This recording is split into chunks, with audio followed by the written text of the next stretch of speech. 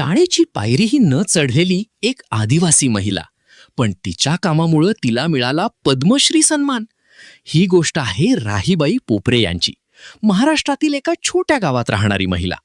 लहानपणापासूनच गरिबी, 10व्या वर्षी शेतात मजुरी आणि 17व्या वर्षी लग्न.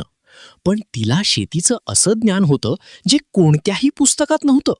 कोणतं बियाणं कधी पेरायचं, कोणत्या पिकाला कोणती माती योग्य, हे सगळं तिने अनुभवातून शिकून घेतलं. मग बाजारात हायब्रिड बियाण्यांचा पूर आला आणि आपल्या देशी बियाण्यांचं अस्तित्व धोक्यात आलं. तेव्हा राहीबाईंनी ठरवलं, ही बियाणी आपला वारसा आहेत, ती संपता कामा नयेत.